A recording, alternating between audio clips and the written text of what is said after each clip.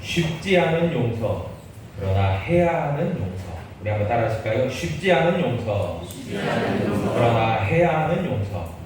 네, 이 용서에 대한 말씀을, 은혜를 함께 나누고자 합니다. 여러분, 용서하면 그 사전적 의미가 꾸짖거나 벌을 주지 않고 너그럽게 살펴서 이해하는 것을 용서라고 합니다. 다시 한번요. 용서의 사전적 의미가요, 꾸짖거나 벌을 내려야 됨에도 불구하고 너그럽게 살펴서 이해해 주는 것, 이것이 바로 용서라고 사전적으로는 이야기하고 있습니다. 그러니까 잘못이 분명히 있는 거예요. 잘못한 사람이 있습니다. 그런데 그 잘못을 피해를 입은 또 그 상대편에 있는 당사자가 용서를 해줘야 되는 거예요. 그러니까 피해를 입힌 사람을 분명하게 그에게 처벌과 또 여러 가지 처분을 내려야 됨에도 불구하고 그게 정해진 수순이지만, 그러나 부드러운 마음, 너그러운 마음, 그것을 가지고 이해해 주는 거예요. 그러니까 상대방을 더 배려하는 거죠. 그 사람을 이해해 주는 거죠. 생각해 주는 거죠. 그래서 처분을 내리지 않는 것, 벌을 내리지 않는 것, 그것을 용서라고 합니다. 그리고 참된 용서를 한 두 가지의 용서를 내포하고 있다라고 이야기할 수 있을 거예요. 첫 번째는요, 마음으로부터 용서하는 겁니다. 이게 어떻게 보면 실질적으로 굉장히 어려운 부분이에요. 쉽지 않은 용서입니다. 마음으로부터 용서하는 것 말이에요.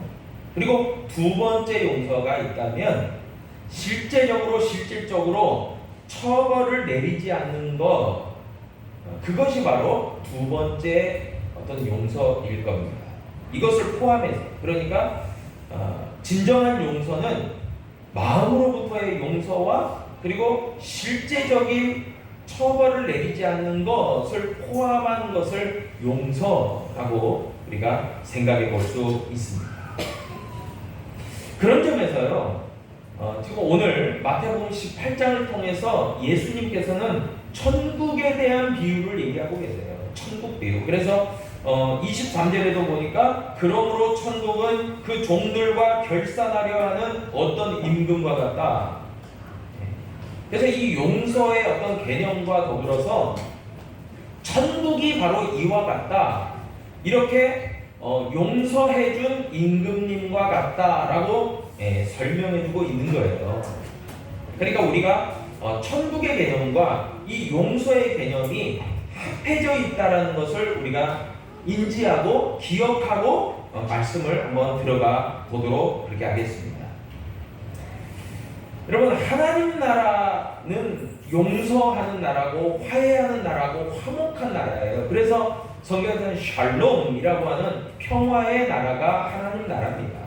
그리고 우리가 죄를 지은 죄인이라 할지라도 하나님께서는 우리를 화목해 하시는 하나님이세요. 샬롬의 하나님이세요.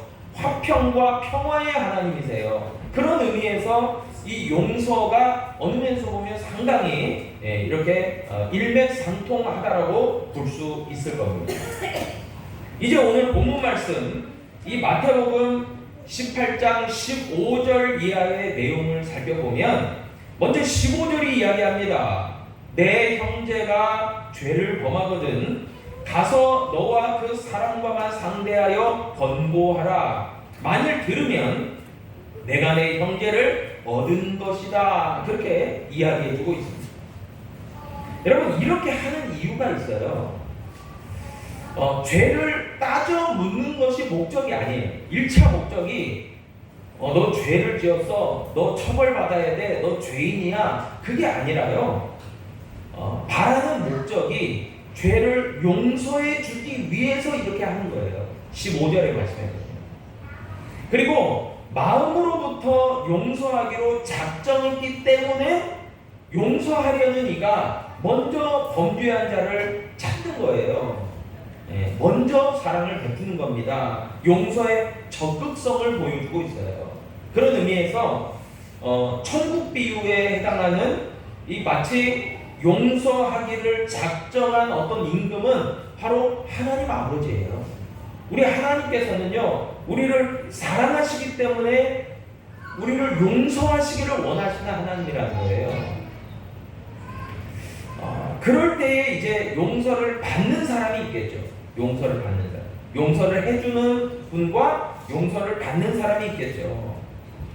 그러면 용서를 해주는 사람이 더 높이 있고 능력도 있고 용서에 어떻게 보면 적극성을 보여주는 어떤 능력이 있는 사람이에요. 그런데요, 반대편에 있는 오히려 이 용서를 받아야 되는 입장, 잘못한 사람, 이 사람의 입장과 이 사람의 어떤 그런 실행도요 굉장히 중요한 거예요. 왜냐하면 16절에 보니까요 다음과 같이 말합니다. 만일 그렇게 적극적으로 용서해 주려고 했는데 권고했는데 듣지 않거든 한두 사람을 데리고 가서 두세 증인의 입으로 말마다 확증하라, 그렇게 이야기해요. 여러분, 이게 뭐냐면은 기회를 주는 거죠. 분명 범죄한 이에 대해서 용서하려는 마음을, 적극적인 마음을 가지고 다가가요. 그런데 잘 듣질 않아요. 한 번에 받아들이고 감사합니다, 내가 다시는 잘못하지 않겠습니다, 용서해 주심에 감사합니다, 이런 감격이 있으면 좋겠는데 듣질 않는 거예요. 받아들이질 않아요. 그러면 그때는 16절과 같이 한두 사람의 증인을 세워서, 즉 범죄한 사람이 변명하지 못하도록 확실하게 너는 잘못을 했어, 너는 죄를 지었으니 벌을 받아야 돼, 그런 것을 홀로가 아니라 적어도 한두 사람의 이상의 사람의 말을 통해서 그렇게 듣게 하고, 그러므로 범죄한 이가 정말 내가 잘못했구나, 내가 잘못한 사람 맞구나, 이것을 인정하고 또록 그렇게 유도하는 거예요. 그렇게 권하는 거예요. 그러니까 기회를 다시 주는 거죠. 그러니까 참 어느 면에서 보면요, 용서하는 사람이 어떻게 보면 더 약자 같은 모습을 보입니다. 성경에서 보니까요. 근데 그게 하나님 아버지의 마음이에요, 사실. 그래서 받아들이면 용서를 해주고 또 그 감격이 이제 회복되는 거죠. 그런데요, 그렇게 기회를 줬음에도 불구하고, 증인을 세웠음에도 불구하고 말을 듣지 않아요. 그러면 17절이 얘기합니다. 만일 그들의 말도 듣지 않거든 교회의 말하고 교회의 말도 듣지 않거든 이방인과 세리와 같이 여겨라, 그렇게 이야기하고 있습니다. 결론적으로 이제 한두 사람의 증인의 어떤 그런 확증과 권면도 듣지 않으면 교회 공동체 전체의 입장으로 그 사람에게 한 번 더 기회를 줘라. 그러나 그도 거절한다면 내가 무슨 잘못을 했다고 날 이렇게 몰아세우지? 나 죄 안 지었는데? 나 벌 받을 이유가 없는데? 이렇게 변명하기 시작하고 핑계를 대기 시작하면 이방인과 세리와 같이 정말 죄인으로 취급해라, 더 이상 기회는 없다라고 그렇게 이야기하고 있는 거예요. 근데 사실 이런 부분들을 왜 오늘 21절 이하의 말씀을 그 이전의 말씀을 하고 있냐면, 여러분, 그만큼 용서가 쉽지 않은 거예요. 여러분 생각해 보세요. 내가 분명 피해를 봤어요. 내가 분명 어려움을 당했어요. 내가 나에게 피해를 입힌 사람을 내가 용서한다? 여러분, 그 용서 쉽지 않습니다. 성경은 용서가 쉽다라고 얘기하지 않아요. 용서는 굉장히 쉽지 않은 거예요. 어려운 겁니다. 인간적인 면에서 또 개인적으로 정말 용서해 준다는 것이 그렇게 녹록치 않아요. 쉽지 않아요. 어려운 부분이에요. 여러분, 그냥 말처럼 쉽게 용서해, 하나님의 말씀인데 용서해 줘야지, 그럼 그 사람은요 진짜 피해를 안 당해봐서 모르고요. 또 그 마음을 모르기 때문에 그냥 쉽게 이야기하는 거지. 그럼 생각해 보세요. 예를 들어서 학폭을 당했다든지 그 이상의 어떤 피해와 폭행을 당했어요. 쉽게 이 용서가 됩니까? 어려운 부분이에요. 쉽게 그냥 용서해줘. 이게 안 나오는 거예요. 그런데도 불구하고 예수님께서는 용서에 대한 이야기를 하시고 계세요. 그러면서 쉽지 않지만 그래도 해야 되는 용서에 대한 이야기를 오늘 천국 비유를 통해서 오늘 본문을 통해서 이야기하고 계신 거예요. 자, 이제 이렇게 범죄한 형제에게 3번의 권고와 권면을 충고를 통해서 그렇게 용서를 하고 용서를 받아들이게 해라 라고 한 것을 이제 이야기 예수님 하셨어요. 먼저. 그러니까 이제 21절에서 베드로가 예수님께 질문을 하기 시작합니다. 어떤 질문을 하냐면은 좀 사실 베드로가 좀 이런 입장이에요. 예수님 말씀 잘 들었습니다. 그런데 내 생각에는 용서에 대해서 저는 이런 생각이 드네요 라고 이야기를 한 거예요. 조금 더 당당하게 자신감 있게 이야기를 한 거예요. 이게 21절이에요. 뭐라고 이야기했냐면 그때에 베드로가 나와 이르되 주여 형제가 내게 죄를 범하면 몇 번이나 용서하여 주리까? 7번까지 하오리까? 그렇게 질문을 한 거예요. 그러니까 뭐예요? 3번 권고해서 듣지 않으면 이방인과 세리같이 여겨라 그랬는데 베드로는 의기양양하게 7번까지 용서해주면 될까요? 라고 얘기하는 거예요. 그러니까 상당히 이 7이라고 하는 것은 베드로가 이야기한 이 7번이라고 하는 것은 성경에서 완전수잖아요. 그러니까 상당히 베드로는 의미 있게 이야기를 한 거예요. 7번이면 될까요? 충분하지 않을까요? 그렇게 이야기를 한 거예요. 왜냐하면 이렇게 베드로가 왜 이야기한 이유는 당시의 율법 선생이라고 할 수 있는 이 유대 사회에서의 랍비, 즉 선생들은요, 율법 선생들이죠. 이 랍비들은요, 사람들에게 뭐라고 권했냐면 용서를 해주되 3번은 용서해줘야 된다. 그렇게 권했어요. 그리고 예수님께서도 3번을 얘기하셨잖아요. 그러니까 이 베드로는 7번이면 대단한 용서인데 라고 생각하고 그렇게 질문을 예수님께 드린 거예요. 그런데 의외로 예수님은요 22절에 대답을 해주십니다. 뭐라고 이야기하냐면 예수께서 이르시되 내게 이르노니 7번뿐 아니라 7번을 70번까지라도 하시니라.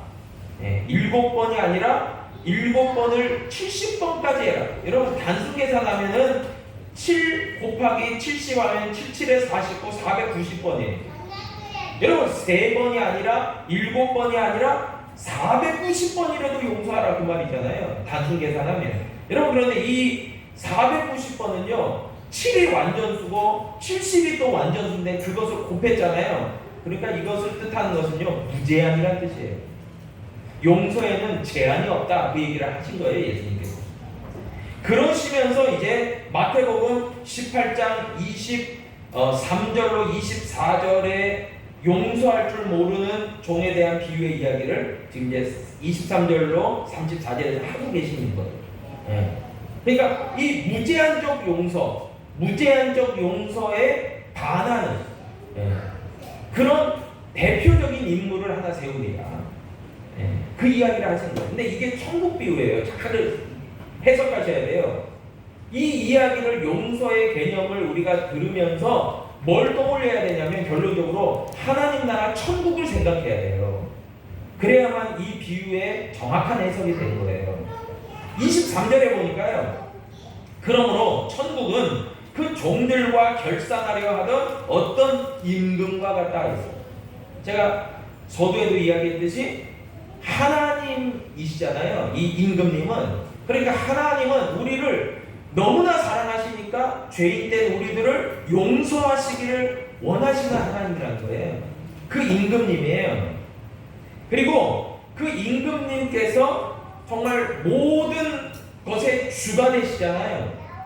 그러니까 모든 사람을 이제 판단하시고 결산하시는 때가 온다는 거예요. 여러분, 그러니까 이게 천국 비유 중에서 결국은 이 용서에 대한 이야기가 현실적으로 지금을 살아가는 우리들이 용서받는다라는 개념도 있겠지만, 우리가 회개함으로 용서받는다 이런 개념도 있겠지만, 궁극적으로 하나님 나라는 용서받은 사람들이 들어가는 곳이다라는 이 개념도 되는 거예요.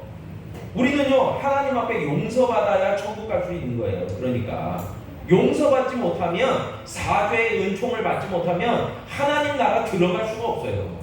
용서받지 못했기 때문에 지옥 가는 거예요. 결국은 말이에요. 그런데 하나님은 용서를 적극적으로 하시려고 하는 분이고, 그 용서를 안 받아들이니까 결국은 뭐예요? 지옥 가는 거예요. 하나님의 용서가 필요 없다라고 생각하니까 지옥 간 거라는 말이에요. 그래서 히브리서 9장 27절이 얘기합니다. 한 번 죽는 것은 사람에게 정해진 것이고 그 후에는 심판이 있다고 말해요. 우리가 다 지금은 뭐 호흡하고 살아가고 뭐 건강하든 건강하지 못하든 살아가잖아요. 그러나 우리가 이제 언젠가는 육체적 죽음을 맞이하죠. 육체적 죽음이라는 게 결국 뭐예요? 영과 육이 분리되는 게 죽음 아니에요. 그러면은 믿지 않는 자들은 이거 죽음으로 그냥 끝이다 라고 생각할지 모르지만 성경은 그렇게 얘기하지 않잖아요. 죽은 후에 뭐가 기다리고 있다고요? 하나님의 결산, 하나님의 심판이 기다리고 있다고요. 그렇게 이야기하지 않습니다. 그래서 이 본문으로 이야기하면 하나님의 심판에서 용서받은 사람들은 천국 가는 거고 용서받지 못한 사람들은 지옥 가는 거예요. 그러니까 우리는 용서받아야 되는 거예요. 정말 하나님의 용서를 받기 위해서. 이제 본문으로 들어가서요, 본문의 이야기는 다음과 같은 그런 비유의 말씀을 얘기해 주고 있습니다. 이제 임금님이 결산을 해요. 빚을 이제 결산하는 때가 온 거예요. 그런데 어떤 사람 하나가 임금님 앞에 끌려왔어요. 그런데 그 사람이요, 엄청난 빚을 집니다. 엄청난 빚을 져요. 어느 정도의 빚이냐면은 10,000달란트의 빚을 져요. 우리 루다야 조금 조용히 해줘. 지금은 대화하는 시간이 아니야. 이 10,000달란트의 빚을 지는데요, 1달란트가 우리가 이제 1데나리온 얘기를 했어요. 1데나리온은 노동자 하루 품삯이에요. 그러니까 뭐 대략 얘기하면 뭐 오늘로 얘기하면 한 10만 원 되겠죠. 그런데 이 1달란트는요 엄청난 금액입니다. 이게 달란트는요 노동자가 6,000일 동안 일해야 벌 수 있는 돈이에요. 6,000일. 그러니까 결국 뭐겠어요? 16년 동안 꼬박 일을 해야 벌 수 있는 돈이 1달란트예요. 그러니까 하루 품삯을 10만 원으로 계산하면요 단순 계산해도 6억이에요. 1달란트가요. 그런데 1달란트가 6억인데 10,000달란트잖아요. 그러니까 6억 곱하기 10,000 해보세요. 우리 은혜교회는 수학을 잘하죠. 얼마입니까? 6조입니다. 6조. 여러분 6조 하니까요 뭐 상상이 안 되는 돈이죠. 뭐 우리는 그 6조라는 것을 뭐 한국은행에서만 볼 수 있을 것 같아요. 6조가 뭐 없습니다. 웬만해서. 여러분 그런데 뭐 어찌된 영문인지는 몰라요. 그러나 분명하게 이 사람이 그 임금에게 10,000달란트의 빚을 진 거예요. 근데 이 10,000달란트라는 것의 빚이 뭘 얘기할까요? 이게 비유니까요? 빚일까요? 아니에요. 이게 경제적인 빚을 얘기하는 게 아니라 임금한테 도저히 감당할 수 없는 그것을 얘기하고 있는 거예요. 이게 막 돈이라고 자꾸 생각하지 마세요. 경제적 논리로. 그냥 못 갚는 거예요. 한마디로 못 갚아지는 거예요. 안 돼요. 자기 능력으로 안 돼요. 그래서 이 임금이요 그것을 이 사람에게 깨닫게 하기 위해서 25절로 26절을 얘기합니다. 갚을 것이 없는지, 당연히 갚을 것이 없었겠죠. 빚이 많으니까. 갚을 것이 없는지라 주인이 명하여 그 몸과 아내와 자식들과 모든 소유를 다 팔아 갚게 하라니 그 종이 엎드려 절하며 이르되 내게 참으소서 다 갚으리이다. 그래요. 여러분, 갚겠다. 이게 지금 성립이 되는 말이에요. 그건 불가능한 거예요. 여러분, 그러니까 어느 면에서 보면은 갚을 것이 없는데 내 몸도 팔아라. 이거 종이 되라 그 말이겠죠. 그리고 내 아내나 자식이나 모든 소유도 다 종으로 팔리고 또 다 정리해도 해라. 그렇게 하는데도 다 갚으리이다 하소연을 하는 거예요. 제발 정말 갚겠습니다. 어떻게든 이제 제 사정을 봐주세요. 뭐 이러는 거예요. 근데 갚아질 수 있는 돈이 아니에요. 그러니까 불가능한 거예요.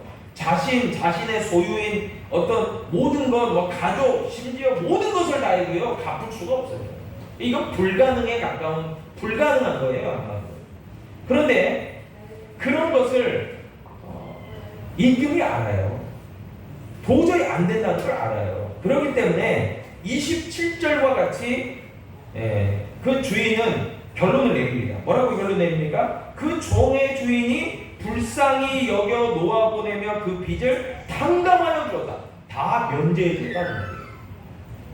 이게 엄청난 은혜예요. 도저히 갚을 길 없는 은혜예요. 이런 용서를 누가 베풀어 주셨다는 거예요? 하나님이 베풀어 주셨다는 거예요. 누굴요? 죄인 된 이들을 향해서 말이에요. 그러니까 이 은혜와 용서를 하나님은 적극적으로 해주시기를 원하신 거예요. 죄인 된 우리들을 말이에요. 우리의 죄를 심판하지 아니하시고 정말 하나님 나라에서 쫓아내지 아니하시고 지옥불에 던지지 아니하시고 우리를 불쌍히 여기셔서 예수 그리스도를 통해서 우리의 모든 죄를 십자가를 통해서 대속하시고 용서하시기를 원하시고 의롭다고 하시고 우리를 그뿐만이 아니라 자녀로 삼으시고 하나님 나라 상속자로 삼으시고 그런 놀라운 은혜와 용서를 베풀어 주신 분이 임금 대신에 하나님이라고 지금 얘기하고 있는 거예요. 지금 본문에서는. 그런데 그 은혜를 하나님의 용서를 받아들여야 하잖아요. 여러분, 자 이제 보세요. 받아들이는 사람의 입장은 뭘까요? 너무나도 엄청난 은혜를 받았어요.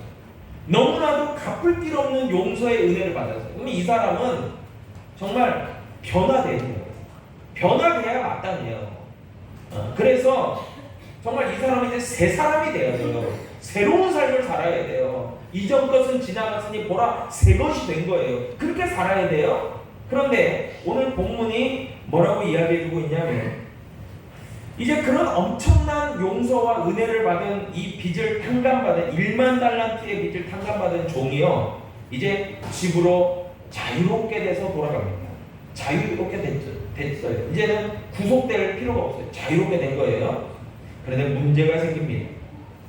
너무나도 자유롭게 기쁘게 즐겁게 돌아가다가 도중에서 길에서 자신의 동료를 만나요. 자신의 어떤 동료 이웃을 만났는데 이 사람은 지난날 자기에게 100데나리온의 빚을 진다는 거예요. 100데나리온은 오늘날로 얘기하면 약 1,000만 원에 해당하는 돈이겠죠. 물론 큰 돈일 수 있어요. 그러나 이 사람의 행태를 보십시오. 자신에게 100데나리온 빚졌다고 그를 붙잡고 목을 잡고 즉 멱살을 잡고 빚을 갚으라고 몰아세워요. 막 난리를 칩니다. 그러니까 옆에 지나가던 다른 동료들이 그 장면을 보면서 이제 정말 이렇게 말리기도 하고 하는 거예요. 그리고 그 100데나리온 빚진 동료도 너무나 미안하니까 엎드려서까지 간구하면서 제발 참아달라, 용서해달라, 내가 갚겠다 한 거예요. 그러니까 완전 입장이 완전 바뀐 거죠. 얼마 전까지 정말 임금 앞에서 그렇게 자기가 했음에도 불구하고 아랑곳하지 않고 막 몰아세운 거예요. 그리고 그냥 그 사람을 끌어다가 옥에 가둬버렸어요. 너 빚 갚을 때까지 너는 옥에 갇혀 있어야 돼. 가둬버린 거예요. 근데 이 장면을 목격한 다른 동료들이 있었단 말이에요. 그러니까 그 장면을 목격하고 임금에게 가서 고스란히 전합니다. 네. 이에 이제 32절, 34절이 이야기하는 거예요. 이에 주인이 그를 불러요. 네. 그러면서 그 종에게 뭐라고 이야기하냐면 32절로 이야기하니까 악한 종이라고 얘기해요. 여러분 성경 잘 보세요. 처음에는요 악한 종이라고 하지 않아요. 그런데 저가 용서를 받고 은혜를 받았음에도 불구하고 다른 동료를 그렇게 심하게 대하는 것을 보고 임금은 붙들어 와가지고 그 종에게 악한 종이라고 하는 거예요. 그러면서 이야기하기를 내가 빌기에 내가 내 빚을 전부 탕감하여 주었는데 내가 너를 불쌍히 여기는 것처럼 너도 내 동료를 불쌍히 여기는 것이 마땅하지 아니하냐? 그러면서 너무나 그 주인이 노해서 그 빚을 다 갚을 때까지 옥에 가둬버려요. 여러분 이 이야기가 이야기하는 게 뭘까요? 여러분 잘 이해하실 수 있으리라 생각하지만 하나님은 우리를 용서하고 은혜를 베푸셨어요. 한량없는 은혜를 베푸셨어요. 갚을 길 없는 은혜를 베푸셨어요. 용서하셨어요. 하나님께서는요 죄는 미워하시지만 죄인은 용서하시기를 원하시는 하나님이세요. 그래서 우리에게 죄인된 우리에게 그 크신 용서와 사랑을 베풀어 주셨다는 거예요. 예수 그리스도의 십자가를 통해서 말이에요. 그리고 이미 용서받은 하나님 앞에 용서받은 사람들이 누구예요? 크리스찬들이에요. 여러분 우리는 하나님의 용서를 이미 받은 줄로 믿으시기를 바랍니다. 우리가 크리스찬이라면 하나님을 믿는다면 하나님의 용서를 받은 사람들이에요. 여러분 그런데 그 문제는 뭐에 있어요? 하나님의 용서와 은혜를 받았다면 우리의 모습이 바뀌어야 된다는 거예요. 하나님의 용서와 은혜를 체험한 우리들이라면 우리 가운데 하나님의 그 감격이 있다면 하나님의 말씀이 있다면 곧 내가 너희를 용서한 것 같이 너희도 다른 형제와 이웃을 용서하라라고 하는 하나님의 말씀을 우리가 순종해야 되는 거예요. 들어야 되는 거예요. 그렇게 감격 가운데 있어야 돼요. 그런데 우리 모두는 갚을 길 없는 그런 용서와 은혜를 받았음에도 불구하고 우리의 삶 속에서는 정작 형제와 이웃을 향해서 본문의 악한 종과 같이 그런 모습을 보여주면서 나는 절대로 용서하지 않을 거예요. 나는 절대로 당신을 불쌍히 여기지도 않을 거예요. 나는 당신을 이해해 주지도 않을 거예요. 나는 당신에게 대해서 절대로 용서할 마음이 없어라고 결론 짓는다면 여러분 우리가 성경 오늘 마태복음 18장에 나오는 악한 종에 속할 수 있다는 거예요. 그러면서 오늘 35절의 말씀은 결론적으로 이야기합니다. 예수님께서 너희가 각각 마음으로부터 형제를 용서하지 아니하면 나의 하늘아버지께서도 너희에게 이와 같이 하실 거다. 내가 내 형제를 용서하지 않으면 하나님께서도 너를 용서하지 않는다. 여러분 용서를 하지 않으시는 하나님이 우리와 결산하고 심판하시면 우리는 어떻게 되는데?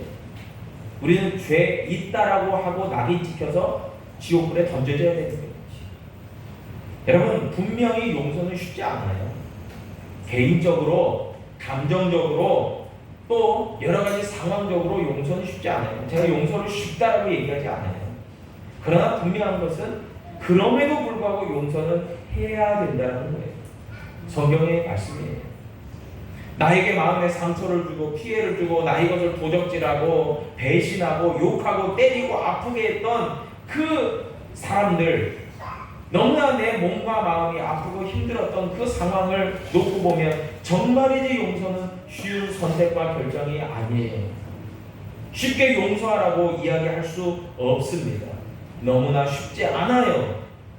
그래서 나는 용서하려 해도 또한 용서해 주어야 하는 상대방이 전혀 준비가 되어 있지 않을 수도 있어요. 용서를 거부해요. 그래서 어려운 일이기도 한 겁니다. 그러나 적어도 우리가 하나님을 믿는 하나님의 용서를 받은 크리스찬들이라고 한다면 이미 하나님의 은혜와 용서가 십자가를 통해서 예수 그리스도를 통해서 나에게 주어진 것을 확신한다라고 한다면 쉽지 않지만 결코 쉽지 않은 용서지만 그래도 용서하기로 작정하고 용서하기로 결정하고 은혜를 베푸신 하나님을 생각하며 형제와 이웃을 향한 용서의 마음을 품을 수 있는 기도를 시작할 수 있기를 주님의 이름으로 축복합니다. 쉽지 않아요. 제가 쉽다고 이 자리에서 이야기한 적이 없어요. 어렵습니다. 용서는 쉽지 않아요. 그러나 용서하도록 기도할 수 있잖아요.